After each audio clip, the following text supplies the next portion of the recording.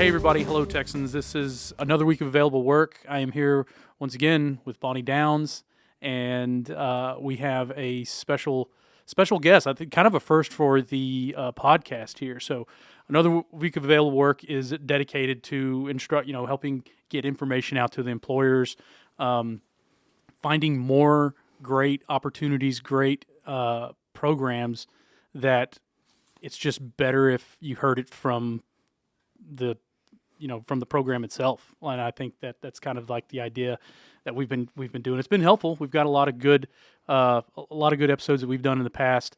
We're going to try to get yours out, but we're here. Andy, why don't you tell us your name, what you do, where you're from? It's bus day today. It's CapMetro day. Yeah. It's CapMetro day. Okay. That's right. All right. And my name is Andy Skabowski. I'm the Executive Vice President and Chief Operating Officer at CapMetro. And I live in Austin or live in Fredericksburg and Austin, kind of a mix. Oh, nice. Of the two. Yeah. And I've been here 3 years. Before that, I was the Chief Operating Officer at Houston Metro for the past 17 years. Okay. So been transit's majority of my life. So that's good. So logistics is kind of your middle name. What is your middle name? My middle name is Andrew John. Almost. Yeah. Almost.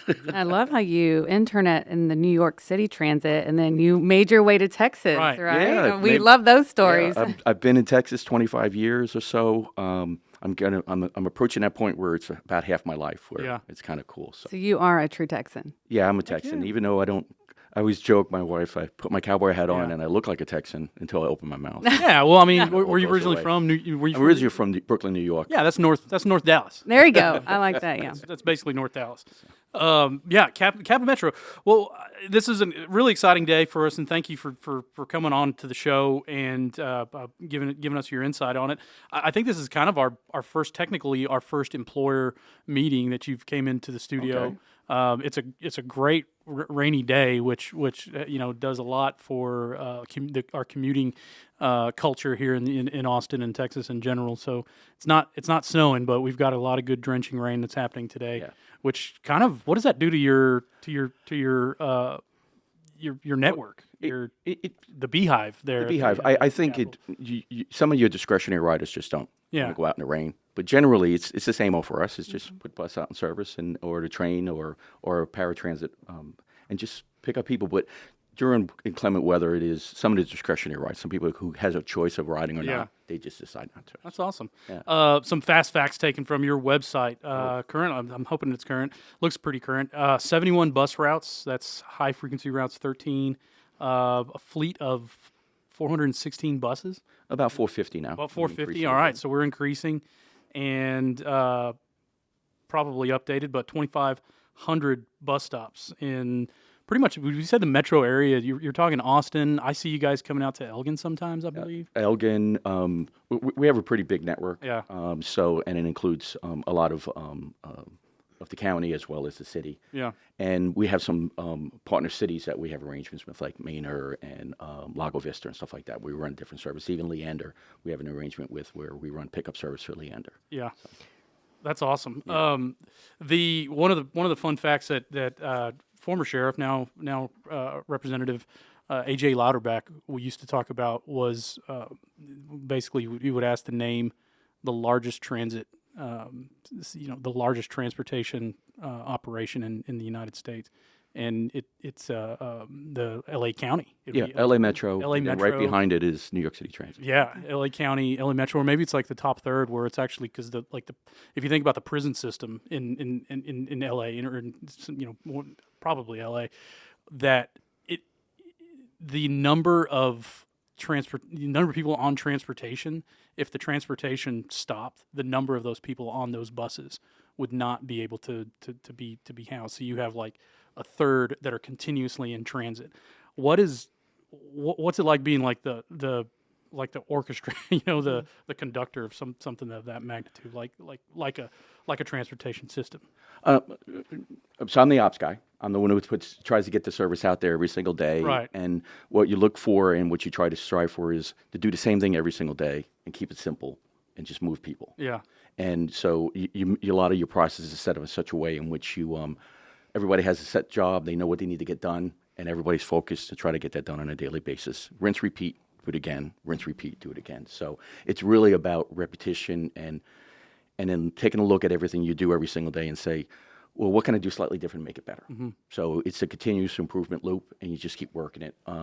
For us, we have our fixed route, which is our buses. Right. We have demand response, which is a combination of our pickup services as well as our AD accessible service, a complimentary service. And then we also have our rail line, which is a red line, which has got 10 DMUs. That's diesel multi-units. Yeah. But they're 10 trains, and we handle that commuter aspect of our service with that. I don't know if much more to describe like that. Yeah. And so with, Austin population grows a lot each day. What does CapMetro, how do they adapt to that? Do you guys have, monthly meetings and saying, hey, we got this amount of people coming in, we need to adjust, add more routes? Well, actually, right now we're going through our 2025 transit plan, which is 2035 transit plan, I apologize. We're putting together a transit plan in which we seek input from the community. We look at it unconstrained, what's all the wants out there, and then we make decisions on where we want to be on our transit plan for the next 10 years. And with that includes, what we're going to try to provide for services, what are we going to need for equipment, what are we going to need for workforce, for staffing, and then develop a plan that we could then follow through for the next 10 years. So, and then we make service adjustments 3 times a year. The big one typically is in January, where if we're going to make a change, we make the change in the January service change. We do a service change in June because school's out, and so our use fluctuates, so we reduce the amount of, and no UT service. So, and then we do another service change in September, again, to readjust from the summer. And then anything we see as far as construction in an area causing issues with the timeliness of a route, we'll make those adjustments. And so it's a constant process. We're always looking at the next service change. Oh, yeah. It sounds like y'all are constantly on the pulse. And I think you have to be to, move everybody through the city at any given day, like considering the construction. The other day, I think we were looking out the window, looking to downtown, and we count 17 cranes. With all that activity, that impacts our routes, and we have to make those adjustments routinely. Yeah, the official bird of Austin. There you go. Official mascot, the crane. I'm actually going to remember that. That's good. I like that, the official bird. I'm pretty sure I stole it from somebody. That's a good one. The CapMetro just recently was recognized as from the Capital Area Workforce Solution. Were you at our national or our state conference?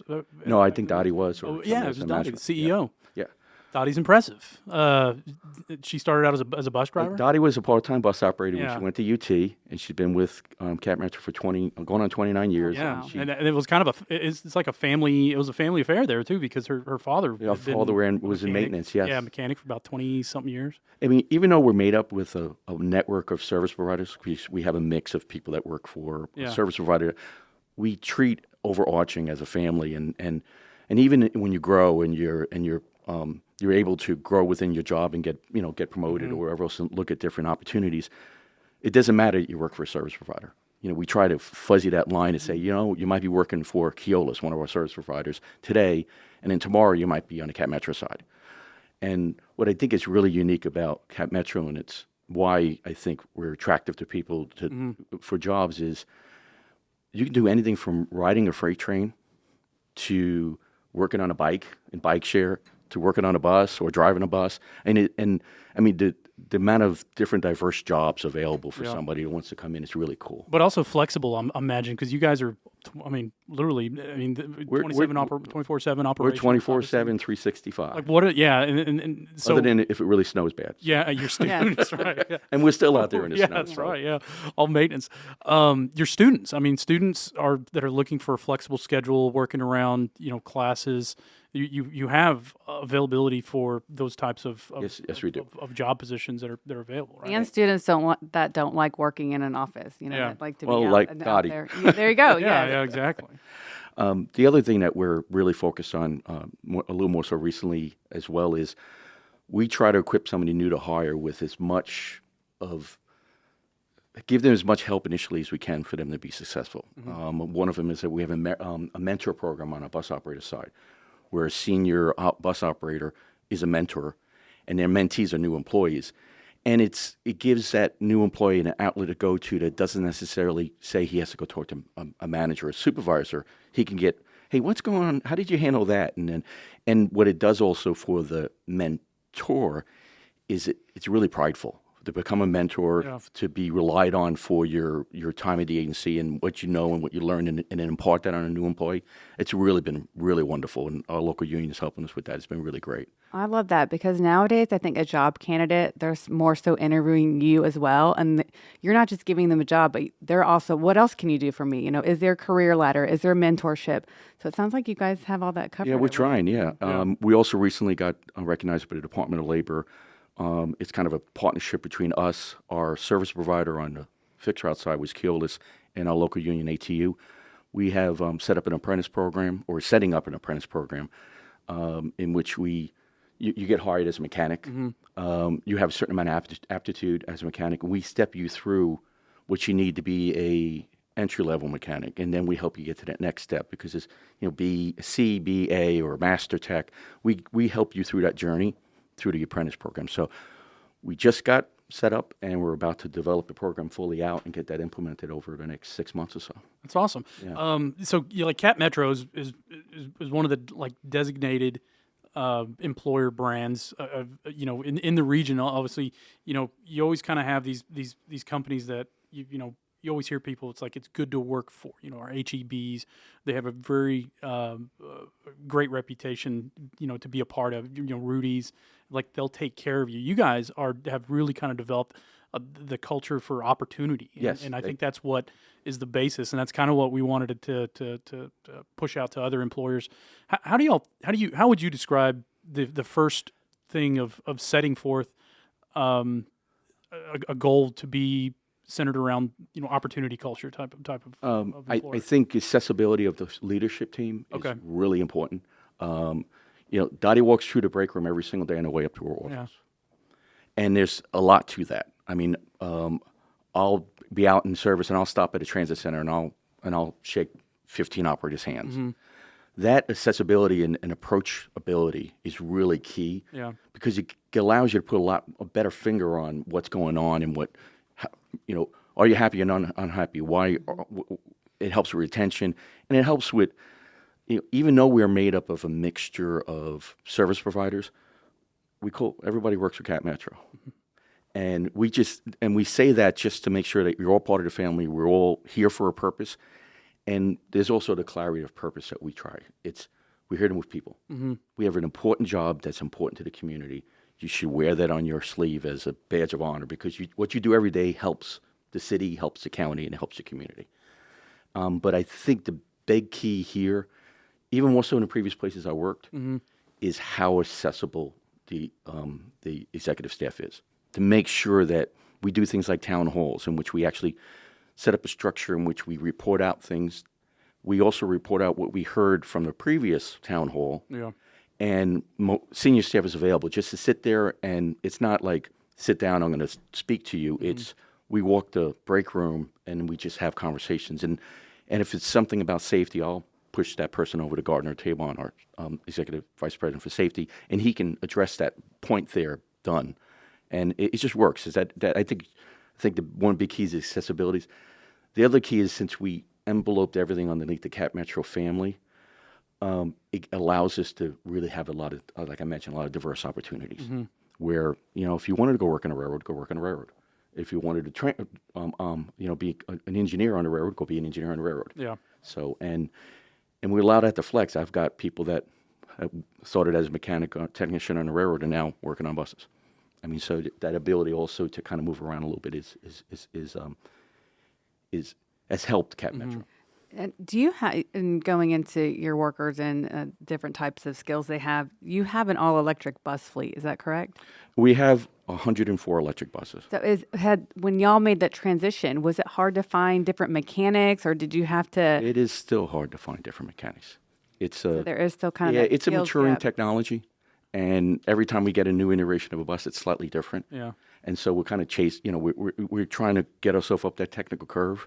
And it's true of the industry. When, way back when I started, we started putting, emission control devices on our engines. There's that technical curve that you always seem to be fighting against. We offer training. We offer training through the OEM, the original equipment manufacturer, and they also offer support in which we work with them as they work on a bus. And a lot of it is just, working next to somebody who knows it and then and getting that knowledge. One thing about electric buses, I want to get into a whole electric bus thing, is that I can close my eyes and tell you how a diesel engine works. Mm-hmm. And most mechanics can. A lot of us can't close our eyes and tell us how an electric bus works yet. And that's the curve we're working our way through. Are y'all, so mechanics, you're definitely need for training and mechanics? We always hire. Yeah, that's just the nature of skilled labor, right? Have y'all like partnerships with any training with any training providers? Any partnerships with ACC or? I think the setting up of the apprentice program gives us the now we're going to look at channels into that apprentice program. So conversations with ACC, conversations with AISD or other school districts in the region to provide courses in which, like a pre-apprentice skill, where they get the mechanical aptitude required to then enter an apprentice program and learn the specifics of how to work on a bus. That's one of them. Yeah. Not so much on a bus operator side, but we reach out constantly to different sources to see what we can do as far as get a workforce. And like I said, we're always hiring. I mean, if you're looking for a job, go to CapMetro.org. What do you think your biggest, or what do you think the biggest draw-in for, like, kind of your entry-level positions are when people are applying? Well, we've adjusted our salaries post-pandemic, and that's helped a lot. Right. And we're very competitive on the compensation side. Our benefits are great. I mean, and the benefits for a frontline employee match the benefits of management. Everybody gets the same benefits. And I think I meant to go back to this. No matter what you might want to do, we probably have a spot at CapMetro that you can do it. I mean, from marketing to accounting to driving a bus to fixing something. We're very diverse in what we do and our needs, and I think that's helpful for us to attract people. And I think like internship programs that CapMetro. We have actually a number of interns. I think we got a pretty good success rate of interns we bring in, and some actually becoming employees. So, but you said it's just different marketing, logistics, and IT especially. I'm sure we have IT. We have IT interns that turn into employees. We have project managers. Yeah. A great project manager came out of UT. She worked as an intern. Now she's full time. And so we do it on the management side. We do a lot of that internships as best we can. Yeah, transportation obviously is one of the federal, like security, one of the big federal security sectors. So I imagine cybersecurity is also pretty. We have we're a lot of effort into our cybersecurity for sure. So. Good to hear. You don't have to answer these if you don't want to. It's nothing controversial or anything. Ooh, controversial. Oh, no. How's CapMetro? That's what Blythe's to make sure. Yeah. Blythe, you want to jump in? Okay, these driverless vehicles driving around with nobody in them, has that been affecting the bus routes or all these autonomous vehicles, even these Teslas? Or has that affected the bus routes at all? I mean, no. I mean, our operators are professional. Yeah. I mean, they recognize the vehicle. They're within a safe distance. That hasn't impacted us. Now, as far as autonomous vehicles in general, we received a grant from the FTA to actually do a test of an autonomous vehicle on a yard. Mm-hmm. More about what does it look like if a bus arrives at a yard and then it works. It goes and gets fueled and it goes through the bus wash and it parks itself. So we're taking a look at that. Our take on autonomous vehicles is this: as the technology improves, those things go into the bus design and make it safer for our bus operator to do their job every day. Yeah. So from lane management to safe stopping distance, all those things that allow a vehicle to be run autonomously, you can take a lot of that technology and put it into the bus. Mm-hmm. And what it allows is the bus to be safer and for that operator to be safer in what they do. And so we're looking for that technology, not to say I want a driverless bus. Right. More of I want to improve the safety of that bus. And it's never a light switch, right? There's an acclimation, and since you're not diving into the deep end, you're basically augmenting driver for improved safety and sensors and all sorts. And I don't ever see a day ever in which there's not somebody on that bus. Yeah, it's absolutely. just, I mean, it's just it's a customer service business. Yeah. Oh, you always want to see a good face, you know? Yeah, Yes. And I think that's, you know, we probably have to say something about the operators, the bus drivers, you know, it's probably the most prominent They are the employee face of out our there. yeah. they're the face in- of our service. Yes. And you know, in all over the place, and I think that selection that y'all that selection process that you get to, you know, to get onto hiring, the mentoring process is probably there's a lot of pride in that job too. I think. It's a lot of pride. It is a tough job. Yeah, I give them credit for what they do every single day. You know, driving a bus is hard in itself. you're right. Yeah. Yeah, and you know, you drive your car in Austin or any big city, it's tough. Yeah. And then the other side of it is that if you're good at it, you're good at it because it's the customer service, it's that smile, it's that face Yeah. you see every day on the bus, and And they're seeing these people that are sometimes just not having the best day, and Aware- that's yeah. maybe the only smile they get. Yeah, You know, you see awareness, those- really. yeah. I mean, tell our bus operators you as a bus operator can never have a bad day. Right. I'm sorry. That's the and if you and we've got bus operators that are excelling at. They just are good at it, and that's where the mentor program really helps. In that, how do you handle that situation with that with that occurring, and that person that's done it for a number of years say, you know what, this is what I do, and it's really been helpful with retention and getting people in. And if you talk to the mentees that went through the program, they're like, that put the job over the top. That, you know, I stayed because of that mentor, because they helped me and made the job more enjoyable. Wow. That's great. The CapMetro, I think, is probably one of the well, obviously one of the top employers here in Austin. I still want to go back a little bit more on obviously the partnerships that we're having with what am I trying to say? The local workforce solutions board in the capital area. Their designation for you guys as a hireability employer. I'm sorry, I was trying to get to our hire abilities. Vocational rehabilitation, a big part of that obviously is to helping our a population of people with disabilities.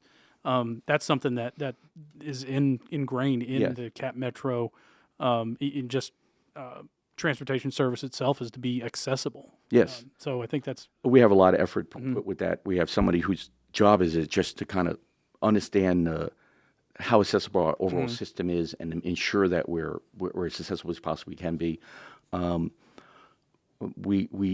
Our Metro Access service is wonderful. I mean, they do a really good job. Those operators, they really care about what they do every single day, and they want to serve that community, and they do a very good job of serving that community. So. You may not. I don't know if you're aware the summer Earn and Learn program all across the state, and mostly pretty popular in larger metropolitan areas. I'm not sure. I don't know if CapMetro is a part of that. I'd love to get you guys connected with it. It's the summer Earn and Learn program. Basically takes I think probably high school students with learning disabilities and plugs them into certain sure areas on that too. I A little bit out of my wheelhouse, but I think most bit- definitely if we can follow up. almost positive you guys are on that list. I know we have high school interns, but I'm not sure exactly, and I apologize. Sure, no, that's okay. We're throwing stuff out Yeah, there. really. Type of just kind of key takeaways for CapMetro on just to recap on the culture of your opportunities there with there. I think it's a couple things to recap. One is that if you become an employee at CapMetro, you're part of the overall CapMetro family. There's a lot of different opportunities to grow within that job. Obviously, Dottie's a perfect example of that, starting as a bus operator, becoming the CEO. And that management steps forward into that and spends time with the workforce and understands their needs and tries to react to their needs to make that employee successful in what they do. Yeah, and trust in your employees. Does CapMetro have a division of law enforcement, or are they case We actually have a police investigators? force now. We have a police a chief of police now. Okay. We have, I think, two captains. Two captains? No, an assistant chief. And what we're doing this year is we're starting to hire officers. And we're TICO certified. We're getting the radio system. We've got the headquarters set up. Setting up a police force is not an easy thing to do. Oh, man, We're working through it. So is that relatively new? I guess. I think about 6 months ago we actually got TICO certified. Oh, yeah, made our yeah. chief made our chief a chief. Yeah. And we're excited about it because it's something. I came from my previous employee had a police force, and whose focus is on the safety and security of your system. But the acronym, and I can't remember CI. What it's like a case investigator, or these are you see them in the cars, and I think that when there's any kind of incident, they go out. As far as incidents go, it's just somebody that needs help, and usually we're talking about our homeless population that is out and about. We have PSAs. And they're very professional as far as what we've talked about. Convenient CI says it. There you go. Yeah, community intervention specialists. Yeah. So we have a number of community intervention specialists that go to, let's say, an encampment along the rail line. Yeah, yeah. And what we're doing is we're helping to make the connection between that person and the services they need to if they want to get off to not experience homelessness anymore. Yeah. And what we found is that a lot of agencies just kind of move the problem around. But if you actually hire CIs and have that specialist whose job it is to engage with those people experiencing homelessness and say, hey, how can we help you? And so we got that effort, and it's been very successful. Yeah, and of course that's a great approach, because you can work hand in hand with the local workforce solutions who provide those wraparound resources to help, because sometimes it's like ultimately we're in the business of getting people jobs. Yeah, right. Yeah. Somebody can't just go into and hold a job. You guys are right out there working with a population that might have might be affected by mental issues, and coordinating with those services. So that you guys take I think a great approach to that, because you're out there to first. Public safety is always number one for CapMetro. We have a three-prong, like we call it, a three-legged stool. Yeah. It's a police force. Yeah. Our second leg is the CIs, the community intervention specialists, to help those experiencing homeless. And then we have public safety ambassadors who are out in the system and are looking for people that are having some issues, or if there's something going on, just kind of providing that presence to say, hey, as a customer, yes, we provide a safe environment, and then we want to make sure that that's clear to our customers. Yeah. So I mean, the opportunities to join CapMetro are pretty much just a huge spectrum of public service, public and private marketing, from marketing to accounting to being a mechanic to being a technician to working on a bike. Yeah. To being a police officer. I mean, we've got a lot of different opportunities. I appreciate that. I've learned so much today. I really appreciate this conversation. I'll tell you this: as a when I was when I was going to ACC back as a younger pup, I had a great instructor. His name was Alan Shepard, which I think also was an astronaut, maybe. Yeah. Anyway, his name was Alan B. Shepard, also maybe an astronaut, but he had a great list. He had, his syllabus was, probably it was a syllabus of the class, but it had a packet of just like what it takes to be an adult, and it had, by the age of such and such time, you should be able to do these things, like dribble a basketball with two hands or something. One of them was navigate your at least a week using public transportation. I took that on, and the first couple of days, I mean, it was pretty easy for me. I'd ride a bike to the bus stop. The bus, took my bike on their little rack, and I got to work in it. And I had two jobs while I was as a reserve in the Marine Corps. So I was going from Camp Mabry to my little hardware store in Tanglewood down South Austin, and then to the down here in the Capital District. And by the third day, I had it down. Yeah. And that was a huge confidence booster for me, because it's like you should be able to navigate. And now it's all online. So it's user friendly. Yeah. Apps Your apps tell you exactly. You can where go anywhere in the city, point A, point B. I mean, it'll tell you exactly what to do. As we're moving towards the transit app, which is something that almost every agency in the United States, it's the app works really well. Yeah. Does a really good job of helping you navigate, and our ability actually to kind of move our fare system as a back end to the transit app as well. I think once you understand fares, which aren't that hard, and you understand some of the routes, it really is. Like I said, we're going to do the same thing every day. Yeah. So you just got to learn it once, and then we're going to rinse, repeat, and do the same thing for you. Provide that bus at the same spot at the same time as best we can every single day. Like clockwork. That's Love it. what they say. Man, thank you. Thank you. Andrew. Thank you so much Andrew. for coming on. We appreciate it. We usually try to keep these things down to about 20 minutes. This could be a longer podcast. I love the business of logistics. I mean, that in itself is a very meaningful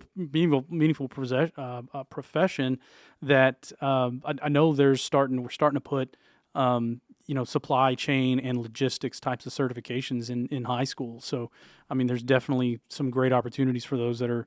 And it's a very, from the most part, some of the programs that I've seen in high schools are maybe 4 weeks of it.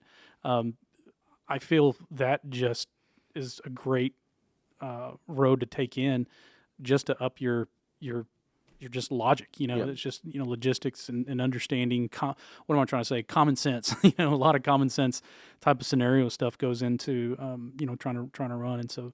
The more you stay in the profession, the higher a challenge it gets. So and understanding, unpacking it, and trying to simplify things is to the core is kind of my daily job. Yeah, I got an engineering degree, and the reason why I got into operations was, it's about figuring out problems and then simplifying them, and then get it to where you reliably can do it every single day. That's great. Yeah. I appreciate you bringing that up. Well, thank you again. I think we're going to cut this one off, and we appreciate it. Hopefully, thank you, Andrew. Very informative. We'll give you guys a wave every time we see y'all. And everybody, thank you for joining us for another week of Available Work. Thank you. Bye. Appreciate it. Thanks, Andrew.